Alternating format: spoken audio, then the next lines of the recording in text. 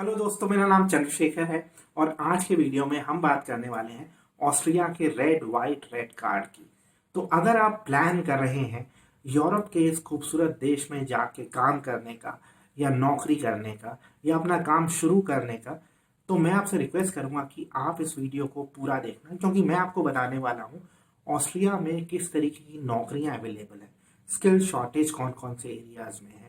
मैं आपको ये भी बताऊंगा अगर आप अपना काम शुरू करना चाहते हैं ऑस्ट्रिया जाके तो उसकी क्या रिक्वायरमेंट्स हैं, और मैं आपको पॉइंट्स के बारे में भी बताऊंगा, क्योंकि ये जो रेड कार्ड है ये पॉइंट बेस्ड सिस्टम है। मैं आपसे रिक्वेस्ट करूंगा कि आप इस वीडियो को लास्ट तक देखना, और मैं आपसे ये भी रिक्वेस्ट करूंगा कि आप हमारे यूट्यूब चैनल को सब्सक्राइब कर लीजिए, क्योंकि इमिग्रेशन के बारे में, वीज़ाज के बारे में, वर्क परमिट के बारे में और विदेशों में उपलब्ध नौकरियों के बारे में यूजफुल जानकारी मैं आपके साथ शेयर करता रहता हूँ।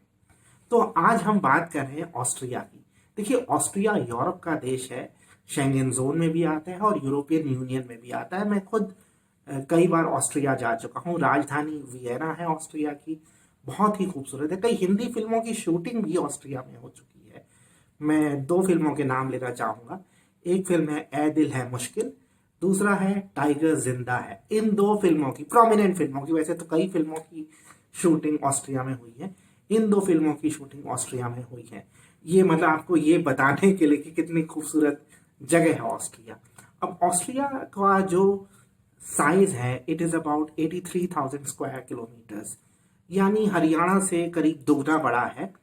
और आबादी जो है ऑस्ट्रिया की वो तकरीबन 88 लाख है। आबादी यानी हरियाणा से एक तिहाई, लेकिन साइज दुगना हरियाणा से। और ऑस्ट्रिया में करीब 16% जो पॉपुलेशन है ऑस्ट्रिया की वो फॉरेनर्स हैं या माइग्रेंट्स हैं। ऑस्ट्रिया में, ऑस्ट्रिया बहुत ही ओपन कंट्री है माइग्रेंट्स को लेके। ऑस्ट्रिया की जो मेन भाषा है वो जर्मन है। ऑस्ट्रिया के जो मेन पड़ोसी देश हैं वो जर्मनी है, हंगरी है, स्लोवाकिया है, स्लोवेनिया है, चेक रिपब्लिक है। ये मेन नेबरिंग कंट्रीज है। ऑस्ट्रिया यूरोप के बिल्कुल मध्य में आता है।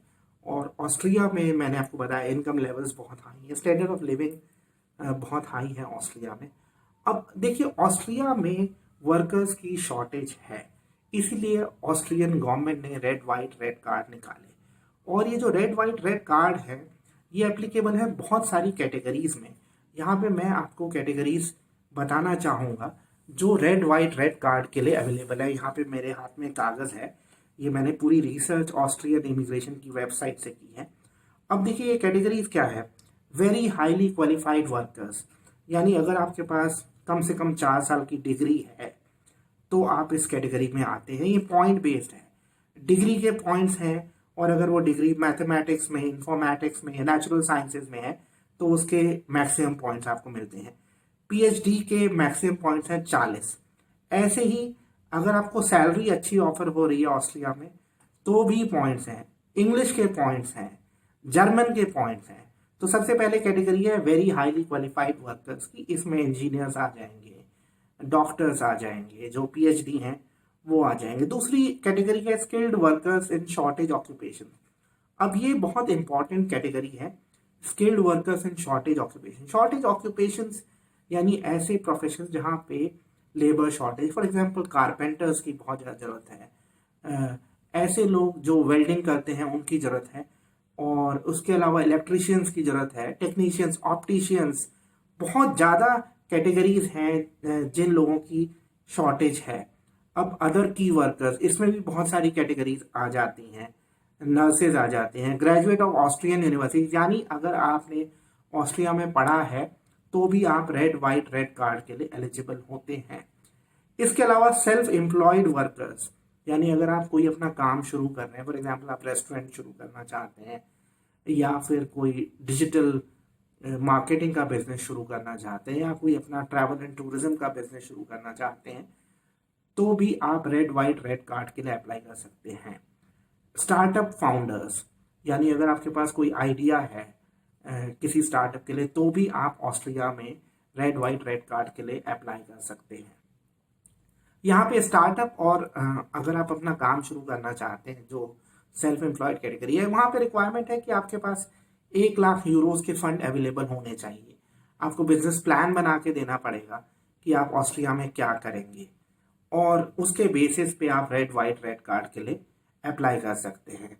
अब जहाँ तक हम बात करते हैं कि कितनी मिनिमम सैलरी होगी, तो जैसे मैंने आपको बताया कि अलग अलग कैटेगरीज हैं, तो हर एक में मिनिमम सैलरी अलग अलग है। लेकिन अगर हम एक एवरेज लेके चलें, मैं यहाँ पे बताना चाहूँगा कि अगर आप 30 से ऊपर हैं तो आपकी जो सैलरी है वो 3,330 यूरोस पर मंथ होनी चाहिए, तभी आप रेड वाइट रेड कार्ड के लिए अप्लाई कर सकते हैं। अगर आप 30 से कम है तो आपकी सैलरी 2,775 यानी 2,775 यूरोस पर मंथ है, तो भी आप रेड वाइट रेड कार्ड के लिए अप्लाई कर सकते हैं।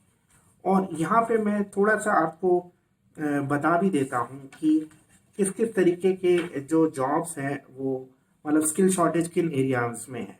टेक्नीशियंस हैं, एग्रीकल्चर इक्विपमेंट इंजीनियर्स हैं, ये मैं अपनी लिस्ट पढ़ रहा हूँ। इसके अलावा आपके ग्रेजुएट इंजीनियर्स हैं, डेटा प्रोसेसिंग में जो लोग हैं वो हैं, कंस्ट्रक्शन जॉइनर्स हैं, देन ट्रेन ड्राइवर हैं, इलेक्ट्रिकल इंस्टॉलर्स हैं, कॉस्ट अकाउंटेंट हैं, फ्लोर एंड वॉल टाइलर्स हैं। तो बहुत सारी कैटेगरीज हैं जिसके थ्रू आप ऑस्ट्रिया में रेड वाइट रेड कार्ड के लिए अप्लाई कर सकते हैं। पॉइंट बेस्ड सिस्टम है, एज के पॉइंट होंगे, आप जितने यंग होंगे उतने ज़्यादा पॉइंट मिलेंगे।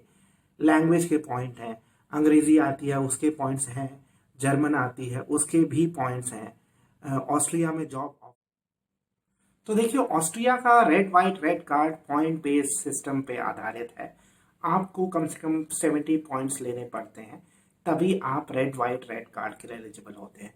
यहाँ पे मैं आपके साथ कुछ जॉब वेबसाइट्स भी शेयर कर रहा हूँ, आप डिस्क्रिप्शन में भी देख सकते हैं। यहाँ पे बता भी दूँ, एक तो है मॉन्स्टर, दूसरा लिंक्डइन, ये मॉन्स्टर और लिंक्डइन हम सब जानते हैं।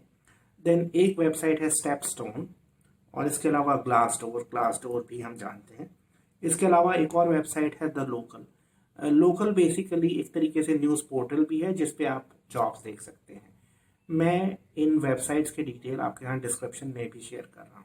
तो अगर आपके कोई और सवाल हैं ऑस्ट्रिया के रेड वाइट रेड कार्ड के बारे में, या ऑस्ट्रिया में कैसे आपको अप्लाई करना है रेड वाइट रेड कार्ड के बारे में, या ऑस्ट्रिया में जॉब्स के बारे में, तो आप मुझसे पूछ सकते हैं। मैं आपसे जाते हुए फिर दोबारा से रिक्वेस्ट करूंगा कि आप हमारे यूट्यूब चैनल को सब्सक्राइब कर लीजिए।